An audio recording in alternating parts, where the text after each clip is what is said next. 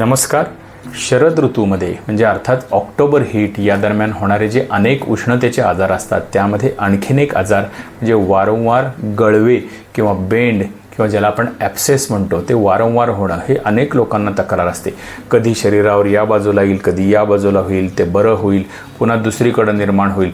तर त्या ॲप्सेसची गळव्यांची काही ठराविक ठिकाणं पण असतात की त्या ठिकाणी ती गळवे जास्त प्रमाणामध्ये येतात. मग अगदी दाढेच्या मुळाशी असेल, काखेमध्ये असेल, जांघेच्या भागात असेल, विशेषतः घाम ज्या भागामध्ये जास्त येतो त्या भागामध्ये सुद्धा या पद्धतीचे ॲप्सेस तयार होण्याची टेंडन्सी जास्त असते. विशेषतः अवघड जागेच्या ठिकाणी, गुदद्वाराच्या ठिकाणी जे पायलोनिडल सायनस किंवा फिशुला या पेरियनल ॲप्सेस यासारखे ॲप्सेसचे प्रकार असतात किंवा स्त्रियांच्या तिथे अपत्यपथाच्या तिथे सुद्धा या पद्धतीचा एक विद्रधी ज्याला म्हणतात किंवा बार्थोलिन ॲप्सेस असा एक प्रकारे बऱ्याच स्त्रियांमध्ये हा वारंवार होतो. अनेक वेळा सर्जरी करावी लागते तरी याच्यामध्ये रिकरन्स असतो, अँटीबायोटिक सारखे घ्यावे लागतात. तर असे जे काही अनेक प्रकार आहेत तर त्याची कारणं काय आणि त्याच्यावरती प्रत्येक वेळेस सर्जरी करण्याची जरूर नसते. तर आयुर्वेदिक उपचारांनी सुद्धा हे ॲप्सेसेस व्यवस्थित बरे होतात हे सांगण्यासाठी आजचा आपण आज व्हिडिओ करत आहोत. तर जेव्हा ॲप्सेस खूप मोठा असेल, अनेक रिस्क फॅक्टर्स असतील तर तेव्हा सर्जरी जरूर करून घ्यावी, कारण हा आजारसुद्धा सर्जरीच्या क्षेत्रामध्ये नक्कीच येतो. त्यावेळेस IND नावाची एक सर्जरी असते, त्याच्यामुळे हा ॲप्सेस पूर्ण ठीक होतो. परंतु जेव्हा वारंवार ॲप्सेस होत असतात तेव्हा त्याच्या कारणाच्या मुळाशी जाणं हे महत्त्वाचं असतं. तर आत्ता आपण व्हिडिओमध्ये बघत आहात की याच्यामध्ये एक डायबेटिक पेशंट आहे. हा याच्यामध्ये साखर त्यांची कंट्रोलमध्ये नाही आहे, जास्त साखर वाढल्यामुळं कमरेच्या भागामध्ये तयार झालेले हे ॲप्सेस आहे आणि त्या ॲप्सेसवरती जलौकावचरण ही अत्यंत एक रामबाण चिकित्सा आपण इथं करत आहोत. तर या रुग्णाची आम्ही 2 सिटिंग्ज केली, त्याला शुगर कंट्रोल करण्याची औषधं व्यवस्थित दिली आणि त्याचा जो ॲप्सेस होता हा पूर्ण सर्जरीची गरज न लागता हा पूर्ण ॲप्सेस तिथे बसून गेला.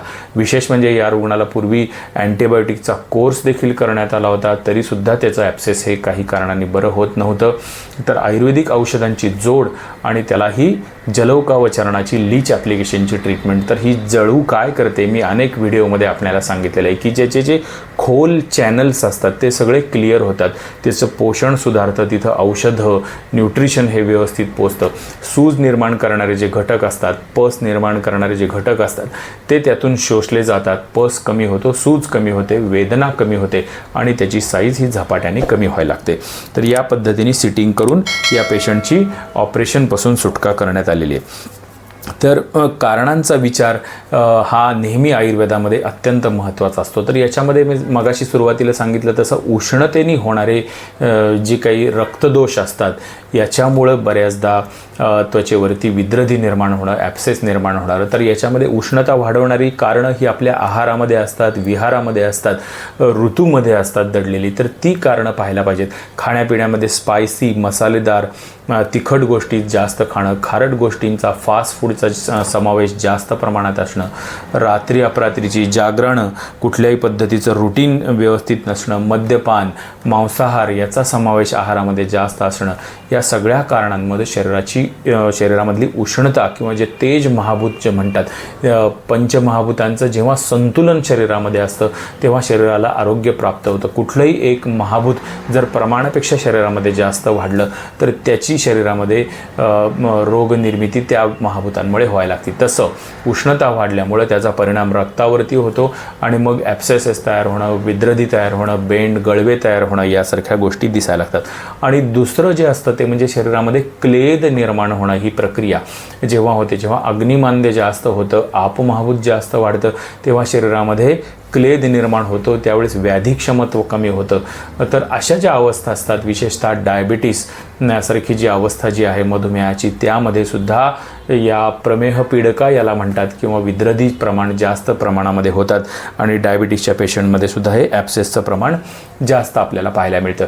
तर याच्यामध्ये शेवगा किंवा शिग्रू ही जी वनस्पती आहे ही अत्यंत महत्त्वाची आहे. म्हणजे पान भोजन लेपेशू असं त्याचं वर्णन आहे की वेगवेगळ्या पद्धतीने म्हणजे लेपासाठी वापरा, औषध म्हणून वापरा, लेप म्हणून वापरा, अशा वेगवेगळ्या पद्धतीने शेवग्याची जी अंतरसाल असते ती विशिष्ट पद्धतीने काढलेली, तर त्याचा वापर यामध्ये ॲब्सेसेसमध्ये आपल्याला अतिशय चांगल्या पद्धतीने करता येतो.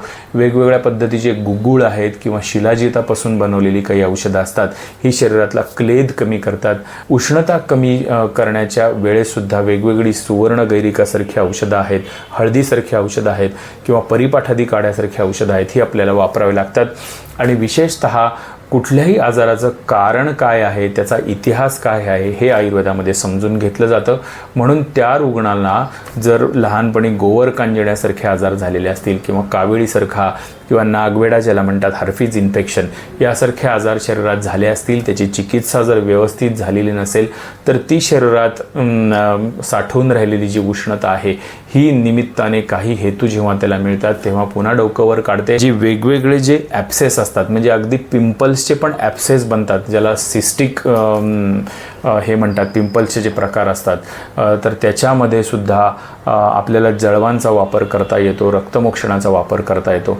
आणि या ज्या ॲक्नी असतात त्या भयंकर खराब दिसायला असतात, ज्याच्यामध्ये पस भरलेला असतो, तो एक ॲप्सेसचाच प्रकार असतो. त्याचप्रमाणे ॲप्सेस होणारे जे कॉमन मगाशी मी सांगितलं फिश्युलासारखे ॲप्सेस जे आहेत, हे सुद्धा केवळ औषधोपचारांनी हे पूर्ण जातात. त्याचप्रमाणे ब्रेस्ट ॲप्सेस हा सुद्धा खूप कॉमन प्रकार दिसून येतो काही इन्फेक्शननी, किंवा डिलिव्हरी झाल्यानंतरसुद्धा ॲप्सेस या पद्धतीचे डेव्हलप होतात. तर हे सुद्धा ॲप्सेसेस सर्जरीची जरूर न पडता आयुर्वेदिक औषधांनी, जळवांच्या उपायांनी कमी होतात.